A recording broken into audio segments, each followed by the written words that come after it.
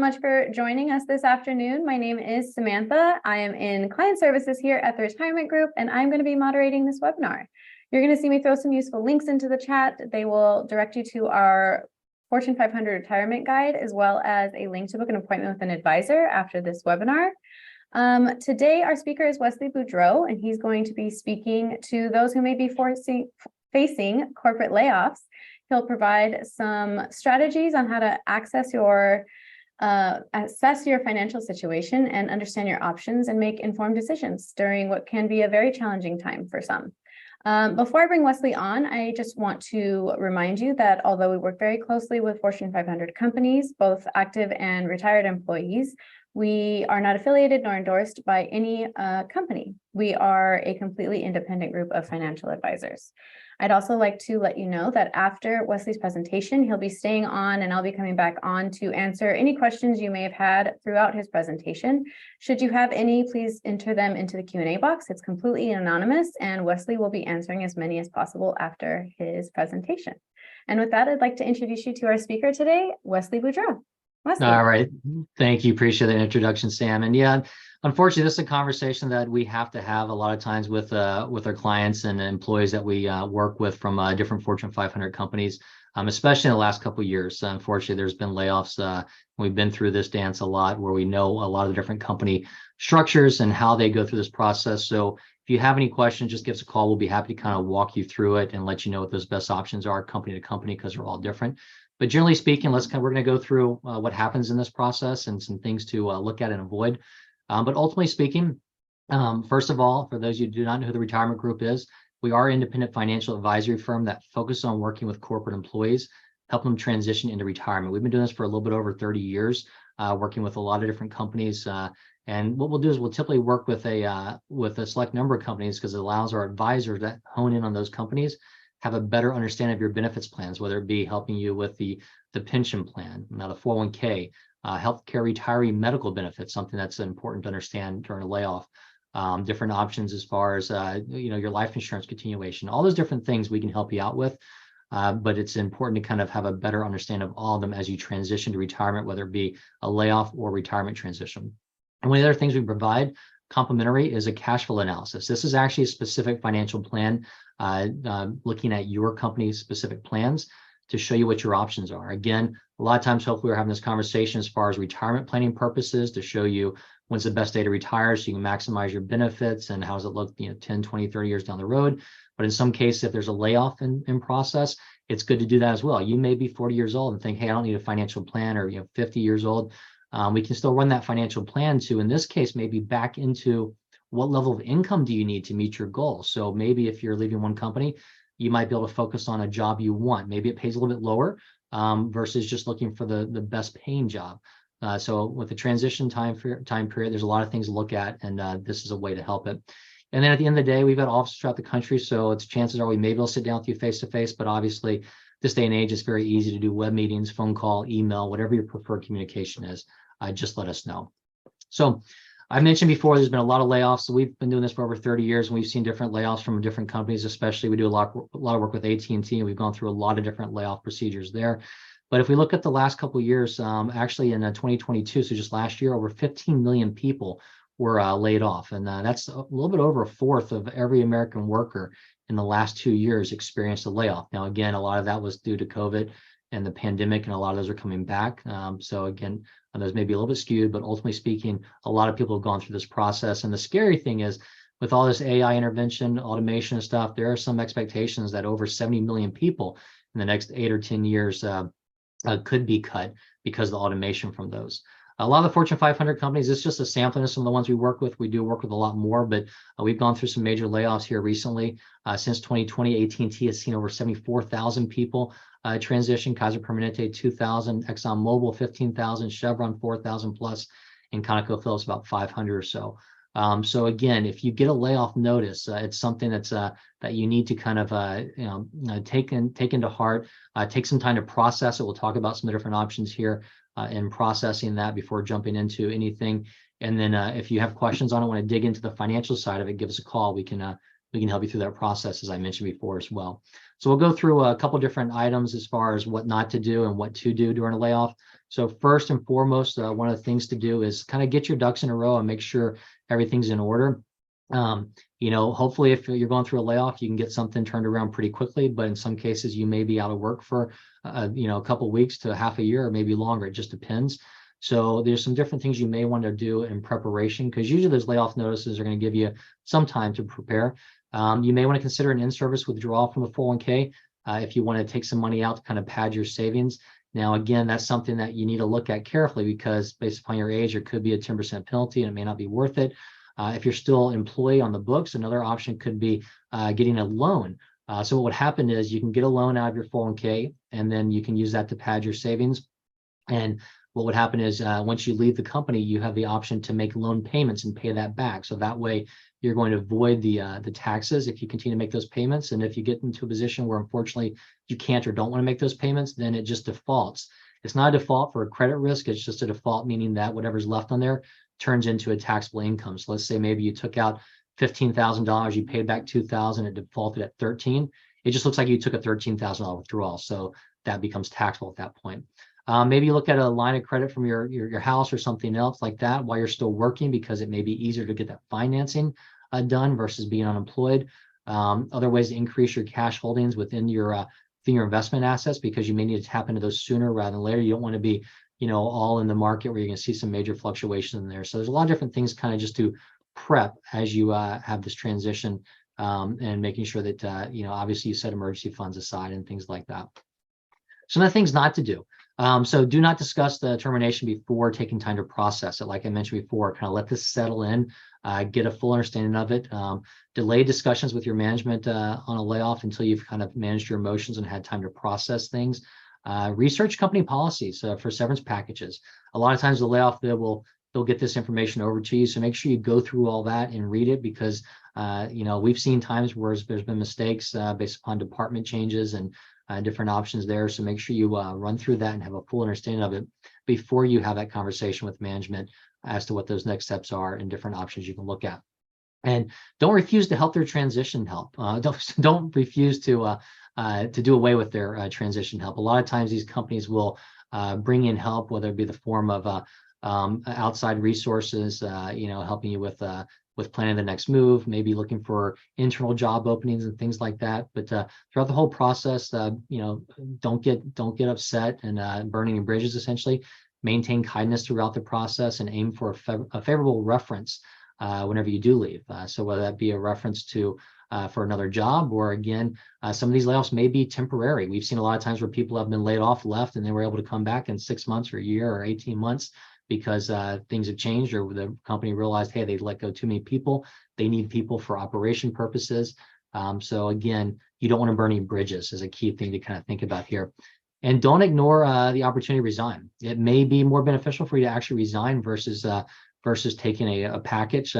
Rarely is that the case, but again, just take a look at that and look at those pros and cons, because again, if you do that, then you may give up on employment options as somebody resigned versus somebody who was terminated or let go. But we have seen instances where this is more favorable because of the way the benefits work out and stuff. So again, if you have questions on that, let us know. We can kind of run through those options with you. And I mentioned before about references, or request a reference. Make sure you get that. So utilize recommendations from your management for future job searches.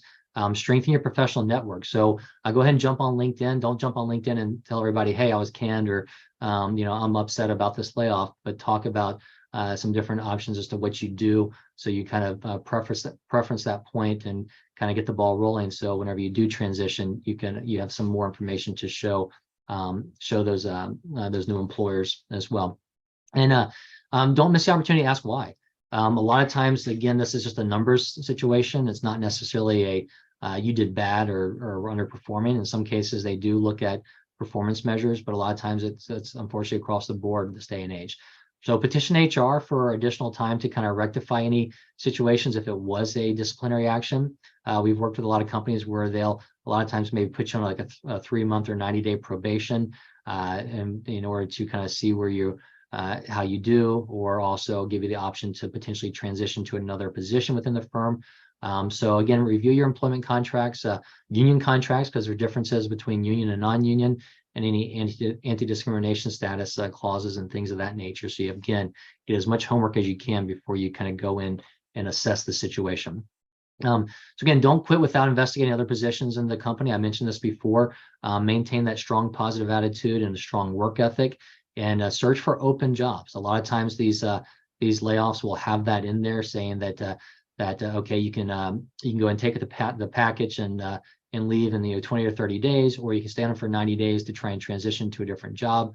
So again, review those options and how they fit for yourself and for your family. Buying that extra time could be beneficial, and then maybe moving to a different position could be beneficial.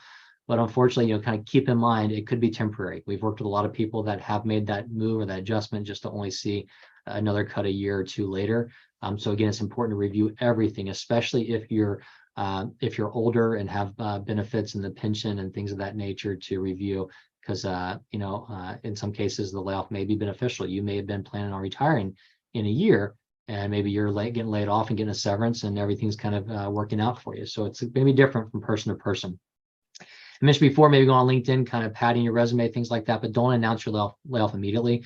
Reflect on your message before you get that out there. Again, you don't want to jump in and badmouth the company or look like an employee that nobody wants to hire in the future because you're negative about it. Obviously, we'd all be negative about it, but just be careful with the words you choose, and consider how you may be perceived by your colleagues in your different contacts whenever you make those posts or those decisions.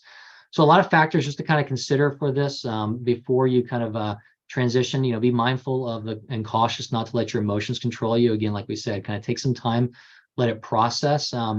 Think about what others will look at or how others will view you. Again, at the end of the day, unless you're looking at retiring, you're probably gonna be looking for another job. So again, be cautious about what you put out there on social media or LinkedIn, and what you do at your job. Be careful choosing your words and only sharing that with trusted people. So again, like I said, don't blast something on Facebook negative about the company, or it could hinder your potential hireability for somebody else or a different company down the road. And at a minimum, just give yourself 24 hours to kind of process this, and then go ahead and do your homework and start looking at other options and have conversations with management and HR.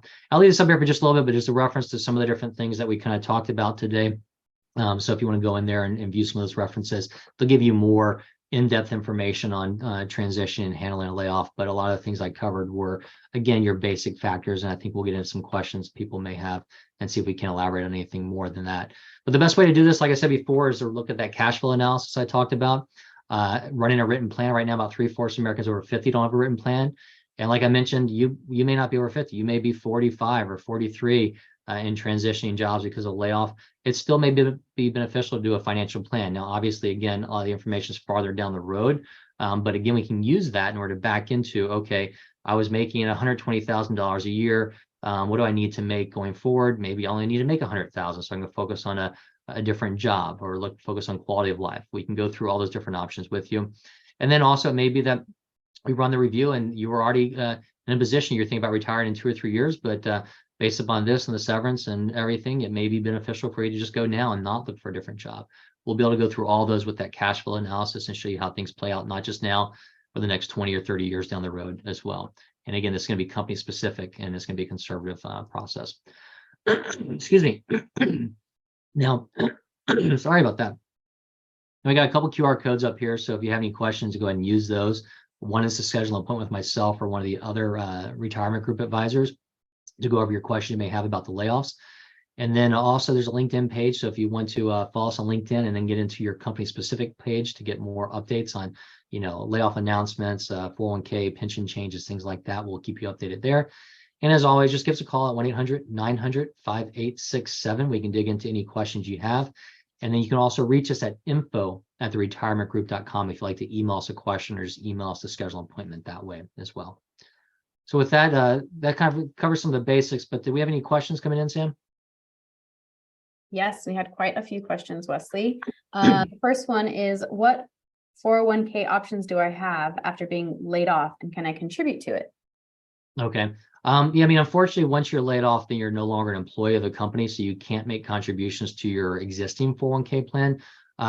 Generally speaking, what people are going to do is they're going to take that 401k plan and roll it over to an IRA, or possibly roll it over to a new 401k if they go and work for a different company. However, that's something to review, whether that 401k is better than the IRA, because an IRA gives you so many different choices, whether you're doing it on your own or working with a firm like the retirement group or somebody else. Whereas a 401k may be limited to, 10, 15, 20, 30, 40 different choices. So that could be good or bad. But if you're not employed, you cannot make contributions there. If you move to a new 401k plan and you're an employee there, yes, you can make contributions that way. If you move into an IRA, you can make contributions only if you have earned income and you fall under different income limitations. So again, no future contributions, just mobility with that 401k plan. Okay, will I receive pension benefits if laid off before retirement, and how does it affect my plan? Okay, this one again, excuse me. This is more of a generic webinar, but this is going to be kind of a company specific answer. So it depends upon your company plan. It depends upon your age. So a lot of companies, maybe you need to be 55 and 15 to become, I'm so sorry. I can't get that out. Maybe you need to be 55 and 15 to be a retiree versus a terminee, in which case maybe you get better pension treatment. Maybe you get a lump sum option. Maybe you get a higher percentage. Maybe if you're getting terminated or laid off at 52, you don't hit that. So maybe you only have an option of an annuity, and you may not have it until age 60 or 65. You have to defer it. So every company is going to be a little bit different and unique about the way they process their pensions. So we have to go by what those plans are. So if you give us a call, let us know your company. We can tell you what those plans are and dig into those options for you. And like I said, run it through that cash flow analysis so you see how it plays out. Now, if you're in a newer company plan, it may be a cash balance pension plan that's portable. So they make contributions each year, and you see that. You can take that, roll it over to an IRA, cash it out. You probably don't want to unless you need to cash some of it out because you're paying taxes and potentially a 10% penalty. Or you can roll it over to your new 401k if you start working somewhere else. There is some flexibility there, but ultimately it's all company specific. Alrighty. Third question, how long can I use current healthcare benefits after a layoff, and what are my options for new coverage? Okay. Same thing. It's going to depend upon the company a lot of times, but generally speaking, every company is going to give you the COBRA options. So those are going to be up for 18 months. You have to use those. Now it's going to be a jump in payments. It's going to cost you more because the company's not making their portion payment now. Going back to the company specific issues, if you were older and maybe closer to maybe retiree medical at a company, you might be able to have the ability to stay on as retiree medical all the way through 65. If you're younger, maybe you didn't have that option, so only COBRA.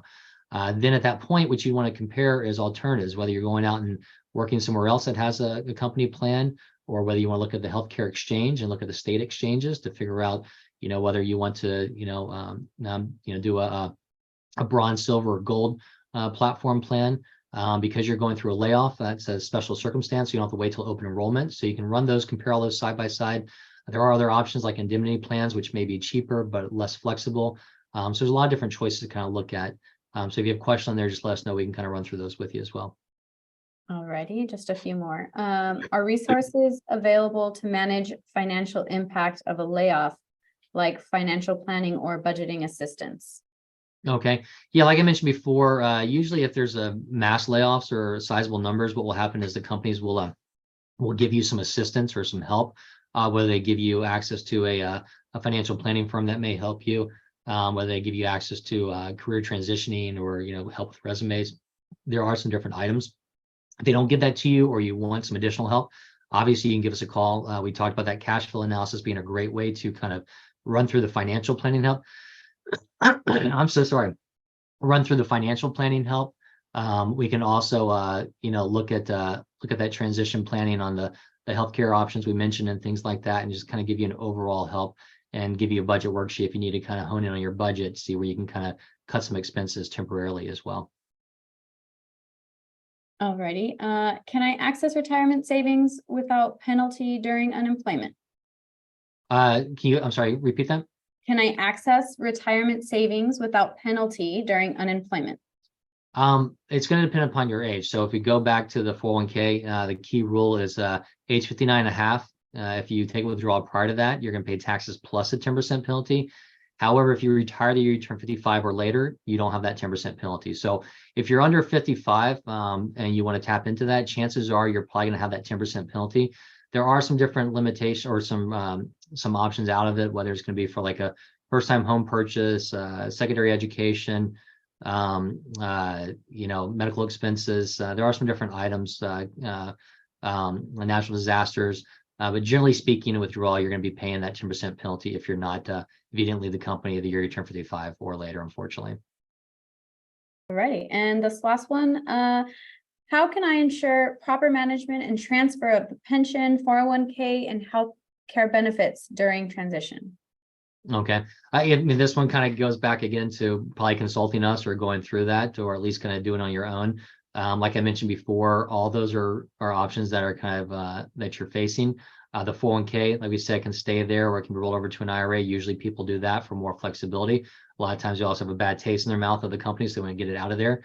The pension plan, again, is going to depend upon what your options are. If you only have a deferred pension, then that is what it is. If you have a lump sum you can take as a rollover, or cash balance you can take as a rollover, usually you will transition that into the IRA as well. And then again, the healthcare is going to be kind of a review based upon what options you have, whether you've got retiree medical, whether you want to go in COBRA, whether you're looking at a different job, all those different aspects to take a look at. But again, we can kind of hold your hand and walk you through that process if you need help with it. All righty, Wesley, that was all of the questions for today. All right. Well, thank you. We appreciate everybody joining us again. Quick reminder, this covers a lot of different companies. So if you have any company-specific questions, just give us a call. We're not endorsed by your company, but we've worked with a lot of you, so we have a deep understanding of them. And you can always reach that 800-900-5867. Thank you very much. We hope you have a great day. Thank you.